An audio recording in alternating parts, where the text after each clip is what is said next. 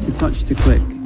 In today's video, I will show you how to copy and paste any file in laptop in a simple and easy way, so you can move your files quickly and safely.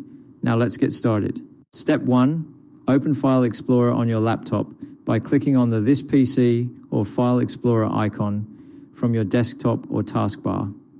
File Explorer is the place where all your files and folders are stored, and it helps you manage documents, pictures, videos, and more. Step 2. Navigate to the folder where the file you want to copy is located. You can browse through different drives and folders on the left side panel until you find the exact file you need. Step 3. Click once on the file to select it.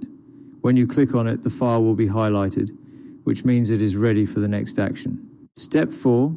Right-click on the selected file and choose Copy from the menu that appears, or simply press Ctrl+C on your keyboard as a shortcut. This action creates a duplicate of the file and keeps the original file safe in its current location. Step 5. Go to the folder where you want to paste the file and open it.